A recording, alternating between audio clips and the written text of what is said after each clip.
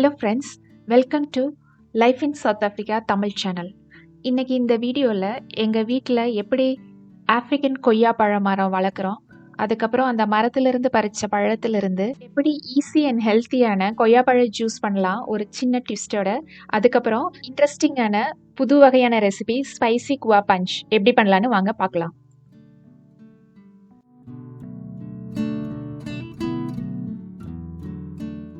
கொய்யா மரத்துக்கு 6 வயசு. ரொம்ப உயரமாக போனால் எட்டி பறிக்கிறது கஷ்டமாக இருக்கும் காரணத்துக்காக நாங்கள் கீழால் படர்ற மாதிரி அடிக்கடி இதை வெட்டி விட்டுருவோம். இது ஃபேன் ரிட்டைவ் அப்படிங்கிற ஒரு வகையை சேர்ந்தது. ஆப்பிரிக்காவில் இது அதிக அளவில் பயிரிடுறாங்க. இது பூச்சி தாக்குதலை நல்லா தாங்கி வளரக்கூடிய ஒரு வெரைட்டி. மீடியம் சைஸில் தான் இருக்கும். வெட்டி பார்த்தோம்னா ஒரு அடர் பிங்க் கலர் நிறத்தில் உள்ள ஃப்ளஷ் இருக்கும்.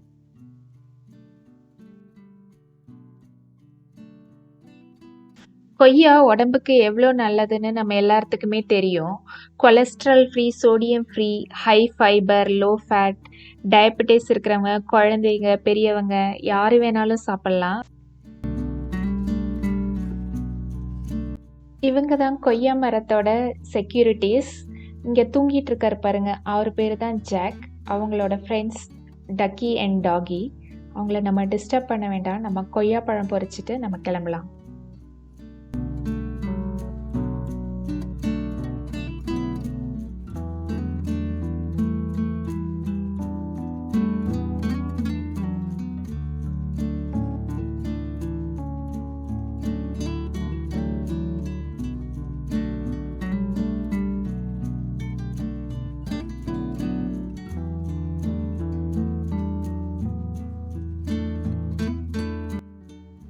கொஞ்சம் பழங்கள் நல்லா பழுத்ததாகவும் கொஞ்சம் 80 to 90% பழுத்த பழமாகவும் பொறிச்சுக்கிறேன்.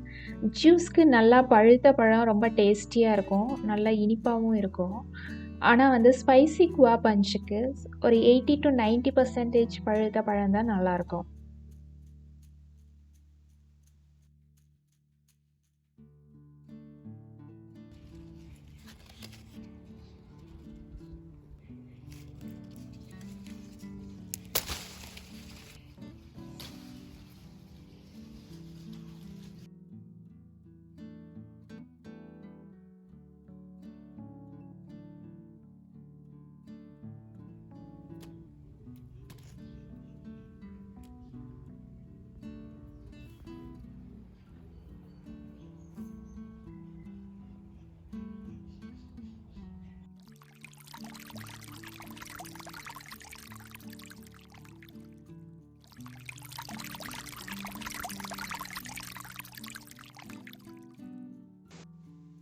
இதுதான் நம்ம ஃப்ளவர் கார்டன்.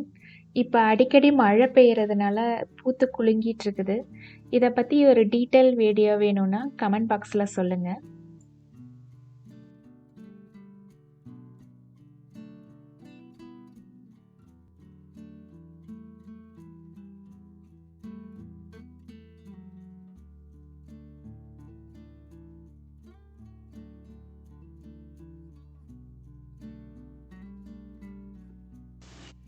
சரி வாங்க, நம்ம ஃபஸ்ட்டு ரெசிபி ஸ்பைசி குவா பஞ்சை ஸ்டார்ட் பண்ணிடலாம்.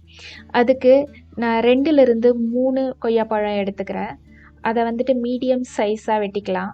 அது கூட ஒரு 1/2 teaspoon salt, 1/2 teaspoon chilli powder ரெண்டையும் போட்டு நல்லா மிக்ஸ் பண்ணிக்கலாம். ஒரு 5 to 10 மினிட்ஸ் அப்படியே வச்சுருங்க. அப்போ தான் அந்த சால்ட், சில்லி பவுடர் எல்லாமே அந்த கொய்யா பழத்தில் நல்லா ஒட்டி சாப்பிட்றப்ப டேஸ்ட்டாக இருக்கும்.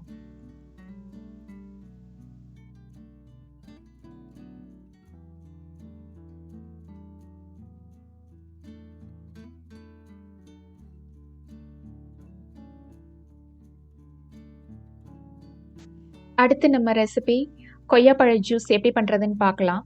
இதுக்கு 4லிருந்து 5 மீடியம் சைஸ் கொய்யாப்பழம் எடுத்துக்கோங்க. தோல் நீக்கணும்னு அவசியம் இல்லை.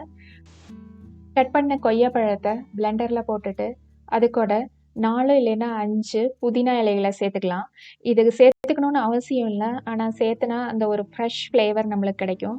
ஆனால் ஒன்று ஞாபகம் வச்சுக்கோங்க, அந்த பிங்க் கலர் கூட இந்த க்ரீன் கலர் சேர்ந்து கலர் கொஞ்சம் மாறின மாதிரி இருக்கும், ஆனால் டேஸ்ட் ரொம்ப அமேசிங்காக இருக்கும். அது கூட 3 டேபிள் ஸ்பூன் லெமன் ஜூஸையும் சேர்த்து நம்ம அரைச்சி எடுத்துக்கலாம். அவ்வளோதான், கொய்யாப்பழ ஜூஸ் ரெடி. இது கூட தேன் வேணுன்றவங்க சேர்த்துக்கலாம், ஐஸ் வேணும்னாலும் சேர்த்துக்கலாம். அது அவங்கவங்கள விருப்பத்தை பொறுத்தது.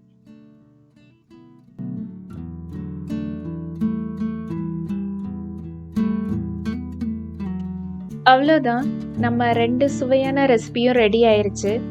இந்த ஜூஸில் வந்து நீங்கள் ஸ்ட்ராபெரி சீசனில் கிடச்சுன்னா அதையும் சேர்த்துக்கலாம். ரொம்ப அழகான கலர் உங்களுக்கு கிடைக்கும். ப்ளூபெரி கிடைச்சாலும் நீங்கள் அதை சேர்த்திக்கலாம். ஸோ அது அவங்கவுங்கள க்ரியேட்டிவிட்டி அண்ட் விருப்பத்தை பொறுத்தது.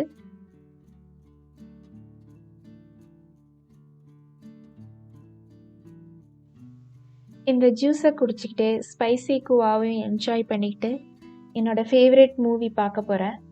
இந்த மாதிரி மோர் இன்ட்ரெஸ்டிங் வீடியோஸ் சவுத் ஆஃப்ரிக்காவிலேருந்து நீங்கள் பார்க்கணுன்னு விருப்பப்பட்டீங்கன்னா லைஃப் இன் சவுத் ஆஃப்ரிக்கா சேனலுக்கு சப்ஸ்கிரைப் பண்ணுங்கள். இந்த வீடியோ பிடிச்சிருந்ததுன்னா லைக் பண்ணுங்கள். தேங்க்யூ.